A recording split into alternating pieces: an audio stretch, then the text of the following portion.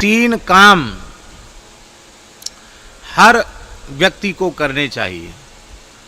एक तो गोरक्षा के लिए भगवान से नित्य प्रार्थना करनी चाहिए, हृदय से समर्पित भाव से भगवान से प्रार्थना करनी चाहिए कि हे प्रभु, आप ऐसी कृपा करुणा करें कि भारतवर्ष की धरती गोवध के कलंक से मुक्त हो, गोवंश सुखी हो, राष्ट्र सब प्रकार से समृद्ध हो, गाय के गोमय गोमूत्र और गाय की चरण रस से भारतवर्ष की धरती पवित्र हो जाए, फिर से दूध दही की नदियां बहें। ये प्रार्थना हमें प्रतिदिन करनी चाहिए, इसमें कोई खर्च नहीं है। हम जो भगवत शरणागत होते हैं सबको हम शरणागति के ही समय बोल देते हैं कि 4 माला, आपको जो 21 माला का नियम सबको बताते हैं उसमें 4 माला कम से कम गोरक्षा के लिए नित्य करना, ऐसी प्रार्थना हम सबको करते हैं। और आज भगवत कृपा से सैकड़ों की संख्या में, हजारों की संख्या में लोग ऐसे हैं जो गोरक्षा के लिए नित्य जप कर रहे हैं। अभी कल ही कुछ महानुभाव आए थे, शायद चले गए हैं वो, हाँ कल ही चले गए। वो बता रहे थे, महाराष्ट्र से ही आए थे,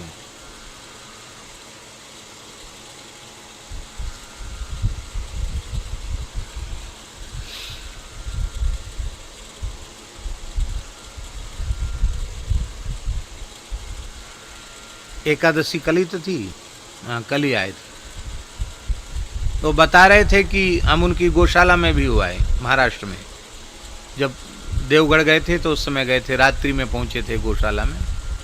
तो बोले आपकी प्रेरणा से हमने गौशाला वहाँ शुरू की और वहाँ राम नाम बैंक खोला उन्होंने। तो बोले पहले 13 करोड़ का लक्ष्य रखा था कि 13 करोड़ राम नाम गोरक्षा के लिए लिखेंगे, और बोल रहे थे महाराज 25 करोड़ हो गया है। कल बता रहे थे 25 करोड़ राम नाम का लेखन हो गया। हम लोग तो लिखते ही हैं, हमने जिन जिन लोगों को नाम लेखन में लगाया वो शराब पीते थे, और राम नाम लिखते लिखते उनके सब के दोष दुर्गुण व्यसन सब समाप्त हो गए। वो सब भगवत प्रेमी हो गए, वो सब गोभक्त हो गए, गौशाला में आकर सेवा करते हैं। वो सब बड़ी बड़ी अनुभूतियाँ सुना रहे थे और कह रहे थे कि अब तो करोड़ों अरबों की संख्या में नाम को वहाँ विराजमान करने का भाव बन रहा है। लोगों को खूब लाभ मिल रहा है। भगवान कृपा करें, हम सबका जीवन सार्थक हो और हम भगवान से नित्य प्रार्थना करें। तो ये सरल साधन है नित्य प्रार्थना। दूसरा साधन है कि हम स्वयं गोव्रती हों और अपने से जुड़े हुए लोगों को गोव्रत की प्रेरणा दें। गोव्रत क्या है? गाय को ग्रास देकर के ही भोजन करना। उसके 2 प्रकार हैं। आपके घर में गाय हो तो अपने हाथ से नित्य गोग्रास दो। घर में गाय नहीं, निकट में गौशाला हो तो वहां के लिए गोग्रास निकालो। नहीं तो एक संत ने हमको बहुत अच्छी बात बताई कि माताएं घर में जैसे रसोई का काम शुरू करती हैं, एक कनस्तर बना लो, एक पीपा बना लो, और आटा जो लगाते हैं ना, तो सूखा आटा, जैसे परात में आटा भरा तो 1 कटोरा भर के आटा, जितनी आपकी सामर्थ्य हो, कम से कम पाव 1.5 पाव आटा, और वो जो है कनस्तर में डाल दो गौ माता के नाम से। और जब वो भर जाए तो आसपास में कोई गौशाला हो वहाँ जा कर के वो अर्पित कर आओ। तो ये गोग्रास देने की बहुत अच्छी पद्धति है। दूसरे एक सज्जन के यहाँ हमने देखा कि घर का प्रत्येक व्यक्ति भोजन करने से पहले कुछ सेवा निकालकर गोग्रास के डिब्बे में डाल देता है।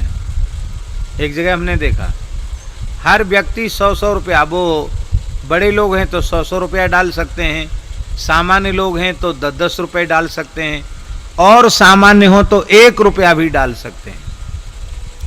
बाबा कितना कहते थे? बाबा ने तो शुरू किया था, पूज्य बाबा ठाकुरदास जी ने 25 पैसा रोज निकालो। अब तो 25 पैसा भी नहीं चलता। 1 रुपया की जो कॉइन्स है वो भी शायद दुकानदार अब नहीं लेते हैं। नहीं, बाबा ने तो 25 पैसा कहा था।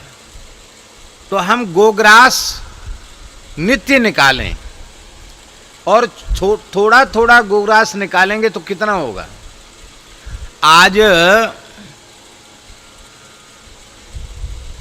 130 करोड़ देश की संख्या है, उसमें हिंदू कितने होंगे?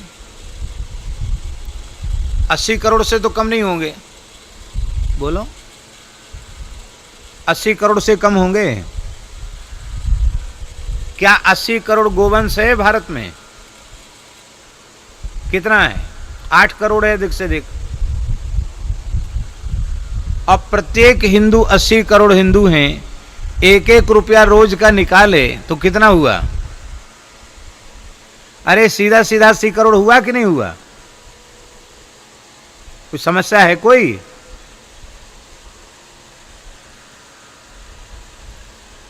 नित्य प्रति हम गोग्रास निकालें। पहला साधन, कम से कम 4 माला गोरक्षा के लिए नित्य करें। महामंत्र की करें या गुरु मंत्र की करें, निज मंत्र की करें, जो भी आपको मंत्र मिला हो, अथवा कोई मंत्र न मिला हो तो आप जो भगवान का नाम आपको अत्यंत प्रिय हो, उस नाम की आप 4 माला कम से कम गोरक्षा के लिए करिए। इसमें कोई खर्च नहीं है, प्रार्थना कर सकते हैं। नित्य प्रति गोग्रास निकालें। तीसरा साधन है क्रियात्मक रूप से, भावात्मक रूप से,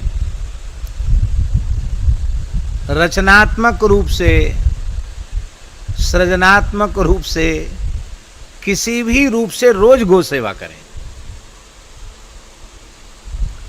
आपके पास गाय नहीं है, जहां आप रहते वहां गाय नहीं रख सकते, तो गो सेवा संबंधी, गो उपासना संबंधी, गो संबंधी विचार भी आप नहीं दे सकते हैं क्या? बोलिए, विचारों को प्रेषित कर सकते हैं कि नहीं? गो उपासना संबंधी विचारों का आदान प्रदान कर सकते हैं कि नहीं कर सकते हैं? किसी न किसी रूप से हम गो सेवा करें।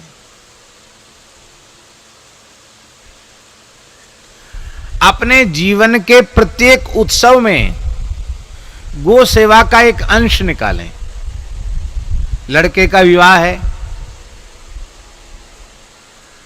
मान लो आप बहुत संपन्न हैं और 1 करोड़ रुपए आपके लड़के के विवाह में खर्च हुआ। अब तो ज्यादा भी खर्च होता है, हमने सुना है, लेकिन एक अपने हिसाब से हम बता रहे हैं। मान लो 1 करोड़ रुपए खर्च हुआ लड़के के विवाह में, तो आप निश्चय कर लो कि भाई इसका दशांश हम गो सेवा में करेंगे।